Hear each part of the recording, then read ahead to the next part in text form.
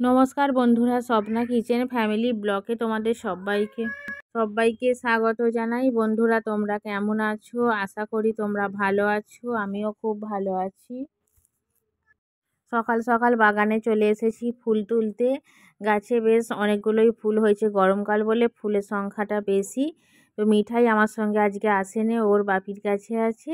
আর আমি এখানে ফুল তুলে নিচ্ছি। সকাল থেকেই যা রোদ্দুরের তেজ, কী আর বলবো।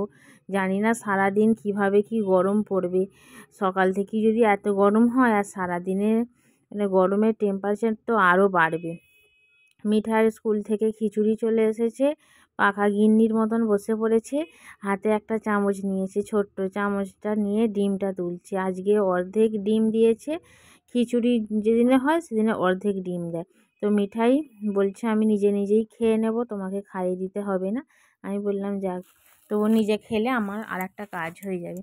এখানে ও মিঠাই নিজে বসে বসে খিচুড়ি তুলছে, যতটা পারে খাক, আর বাদ বাকি তো ফেলে দেওয়াই হবে।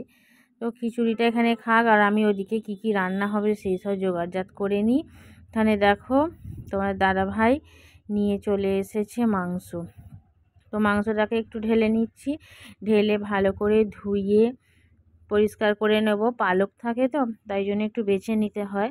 তো ধুয়ে পরিষ্কার করে রেখে দিয়েছি। আর মিঠাই এখানে বসে পড়েছে পেয়ারা খেতে।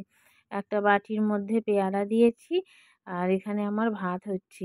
ও কিন্তু উনুনে জালটা দেখবে, যে যখনই দেখবে উনুনটা নিভে যাচ্ছে না, তখনই আমাকে ডাকতে যাবে, বললো মামনি উনুনটা নিভে গেছে।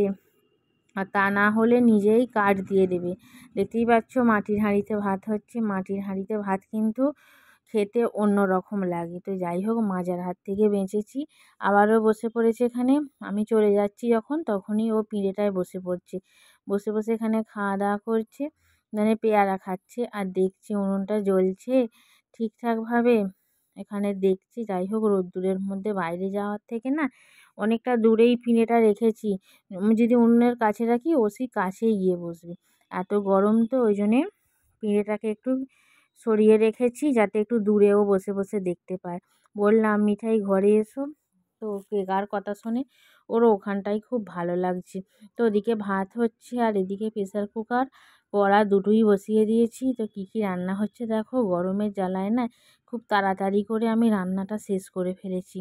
হয়েছে মুরগির মাংসর ঝোল, আর তার সাথে হয়েছে একটা তরকারি। তো এই হলো দুপুরের খাবার। আর তোমাদের দাদাভাই ডাব নিয়ে চলে এসেছে। ডাবটা যা বড়, আমি তো ভেবেছিলাম ঘটিটাতে জল হয়তো ধরবে না। ও বাবা, দেখছি একদম তলায় পড়ে আছে, খুব একটা বেশি জল নেই। ডাবটা নিয়ে এসেছিল, এবার ডাবটাকে বলছি কেটে দাও, দেখি ভিতরে ডাবের কিছু অংশ হয়েছে কি না। তাই কিন্তু এখনও ঘুমাচ্ছে, আর স্বাগত গেছে স্কুলে। আমাদের আজকে খুব তাড়াতাড়ি খাওয়া দাওয়া হয়ে গেছে না, তাই জন্যই এগুলো দেখছিলাম যে ডাবটা মিঠাইয়ের জন্য একটু রেখে দেবো, স্বাগতরও রেখে দেবো। দুটো কাটা হয়েছে, আর আমি একটু খেলাম। এই যে দেখো এখনও কিভাবে ঘুমাচ্ছে। তো ওখানে ঘুমাচ্ছে, আমি এদিকে আমার যা কাজগুলো আছে করে নিই। আজকে কিন্তু অনেকটাই বেলা আছে, সেইভাবে সন্ধে হয়নি। রোজের না এই টবটাতে একেবারে জল ভর্তি করে দিচ্ছি, কিন্তু কি বলো তো, একদম শুকিয়ে কাঠ হয়ে যাচ্ছে। একদম ভর্তি করে উপচে দিচ্ছি। সকালবেলাও দিই, যখন জামা কাপড় শুকনো করতে দিতে আসি না, তখনও দিই। আর সন্ধেবেলা দেখব বিকেলে একদম জল নেই, শুকিয়ে গেছে। গাছগুলো ঝিমিয়ে যাচ্ছে। গাছগুলো যদি মরে যায় না, মনটা খারাপ হবে। কত সুন্দর গাছগুলো হয়েছে। মিঠাই ঘুম থেকে উঠেছে, আমি সন্ধে দিয়েছি, তারপরে শাঁখ বাজানোর আওয়াজে ঘুম থেকে উঠে পড়েছে। আর উঠে দেখো, ওকে একটু দুধ গুলে দিয়েছি। ও না আজকে সকাল থেকেই একা একা খাচ্ছে, আমাকে খাইয়ে দিতেই হচ্ছে না। আমাকে বললো দুধটা গুলে দাও, আর আমি কিন্তু একা একা খেয়ে নেব। তো গোদল বাটি সব দিয়ে দিয়েছি।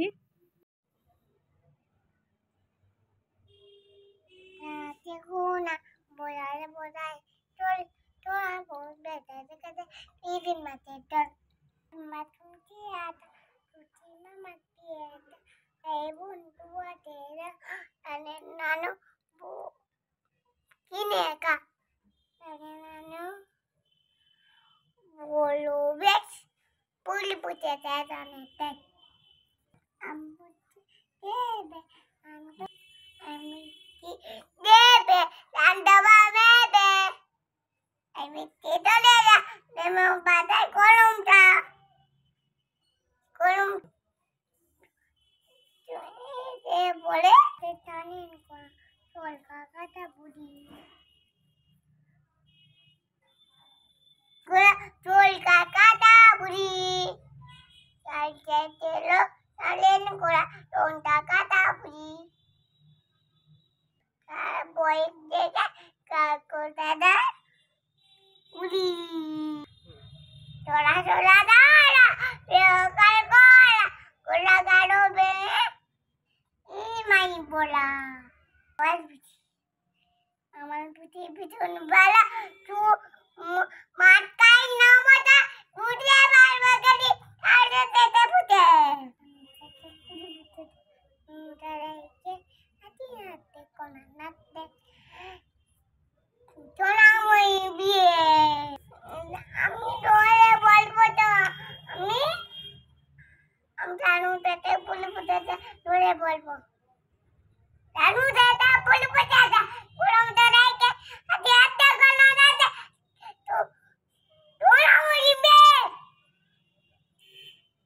এবার কি বলবে মানুষ আজকে পালিবে মাতা কারা নাগে কাই গায় গানু গায় কারা রে দাপ জোর তোরা বউ বেরে দেখে রে মাটি এটা কি নেই আছে এটা কি কাছে মিঠাই দুধ খেয়ে আর এখানে আমি যে আটা মেখেছিলাম না সেই আটাটাকে নিয়ে ওকে ছোট্ট চাকি বেলুন কিনে দিয়েছি তোমরা তো জানো সেই চাকি বেলুনেতে আটাটা বেলছে মানে রুটি বেলছে আর বসে বসে ছড়া বলছে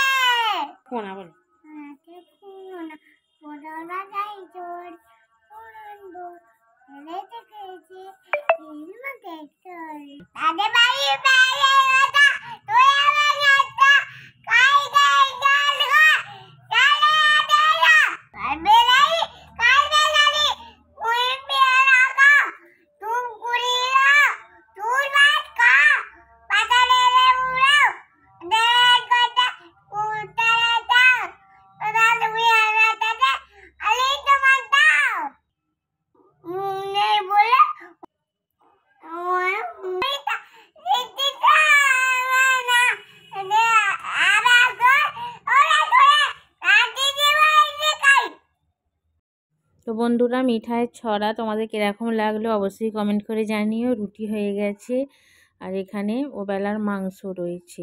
তো এই হচ্ছে রাত্রিরের খাবার। আজকের ব্লগটা তোমাদের কেমন লেগেছে অবশ্যই কমেন্ট করে জানাইও।